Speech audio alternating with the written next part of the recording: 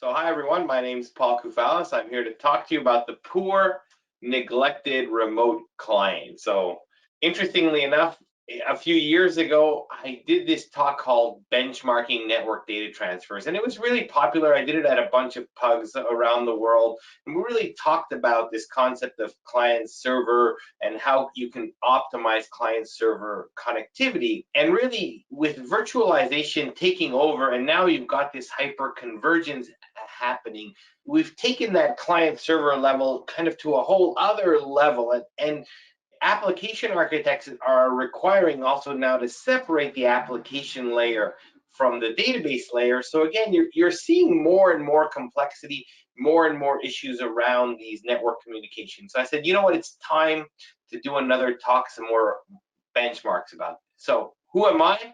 I've been doing this since 1994. The fun thing is that, at White Star, our smallest client is like 10 users. Our largest client is 5,000 users, more now, 10,000 users. I lost track. So we kind of get to see everything. So it's a lot of fun for us.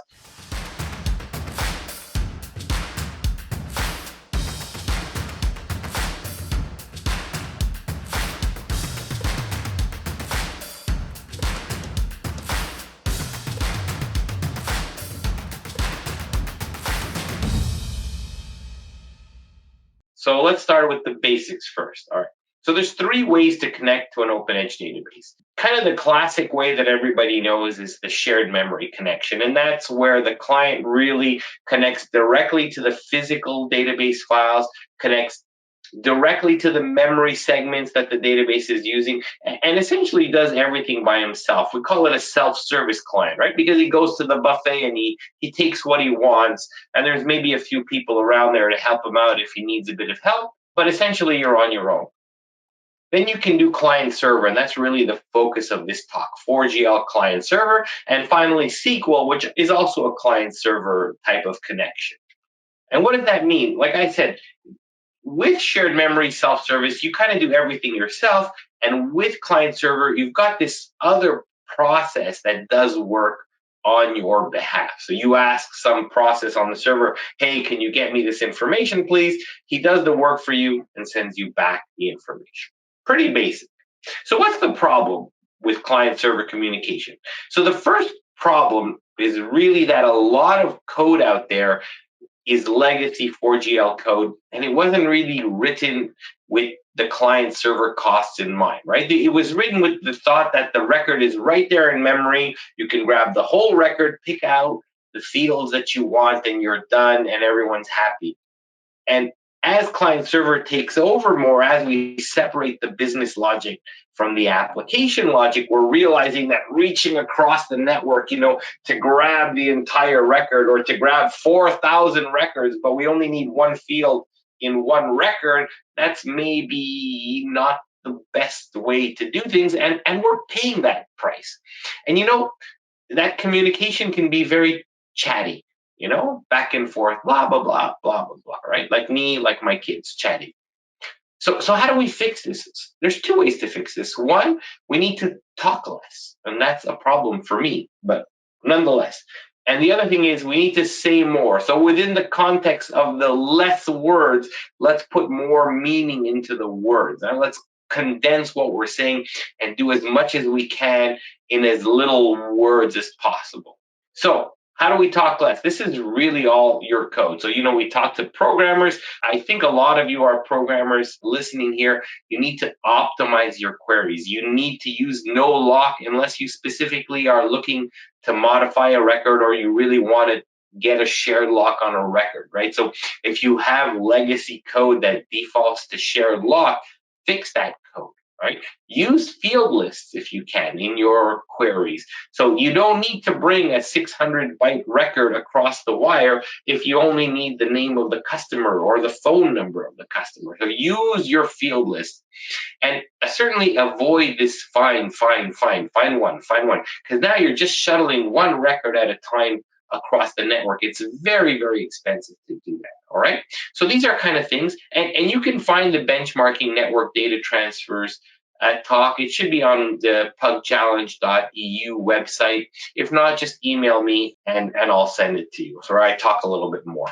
And just to give you a taste here, you can see here in the taste, like if I just do a normal for each customer, I can push about 39,000 records per second in this benchmark. And then all I did was change it for each customer, no lock. So same thing, a client server communication, and just by adding no lock, I was able to almost double throughput to almost 70,000 records per second. And then guess what? If I go here and I say, you know what, I really only need the customer number and the name. I don't need to bring the entire customer field. Now I'm up to 104,000 records per second. So you can see simple changes to your code, and we can triple throughput by cramming as much information as possible into as few conversational messages, if you will, as possible. All right. And so again, this is in the benchmarking network data transfers talk. So I'm going to jump over this, and I want to go more into the technical DBA side of things, right? So let's talk about using bigger message sizes, and let's talk about forcing more information into each one of these messages. So what do we do? On the OpenEdge side, there's this -mm message buffer size parameter, and the default value is 1024. It's very small, right? And so network MTU is typically 1500 bytes minus the header. It's a little bit less. So you're essentially shuttling data back and forth on the network, typically in 1500 bytes. There's this concept of jumbo frames that I talk about also in the other talk that you can look at. But really, you're shuttling data. So we kind of would have expected matching the physical network message size with the OpenEdge network message size would be optimal, but it turns out that that's not true. And I'll show you later. We want to have a larger OpenEdge message size, and you'll see in a minute, right? Now, if you were before 11.6, you really had to set the -mm parameter on the server and the same -mm parameter on the client. Otherwise, you would get an error message that they didn't match. And as of 11.6 or so, the client will just take the value from the server. So even if you set the value -mm on the client side, it'll be ignored. It'll take whatever -mm was set as the startup parameter for the server process. Now, the second set of parameters I want to talk about are these prefetch parameters. They were added 10.2b03. I think they weren't exactly 100% till around 10.2b06, and then somewhere in the middle 11. So if you don't have these parameters, you should turn on these parameters. You should use them. And really, I want to focus on these ones here, prefetch numrecs. And that's how many records can you stuff into one message. And then prefetch factor is how full do you want to fill that message percentage-wise. And these two play off each other. So you want to set both numbers relatively high. And I'll show you here. And really, I'm jumping ahead as usual, but you want to set prefetch numrecs to some number like 9999, larger than you'll probably ever have as a number of records in a message. And then you always want to set prefetch factor to 100%. So just default those prefetch numrecs 9999, prefetch factor 100%, and these are database startup parameters. So how do you do this in your office? Easy. Go download Protop from protopeurope.com, install it on your server. The instructions are right there. There's a couple of tricky points for the client server, especially on Windows. So ping us, ping James Palmer or ping me or Tom to walk you through it. We tried to document it as well as we can, but again, you might have some questions. And then you can view the result in Protop real time. That's what Tom showed you earlier. In the local character UI, or you can view it on the Protop web portal at protopeurope.com.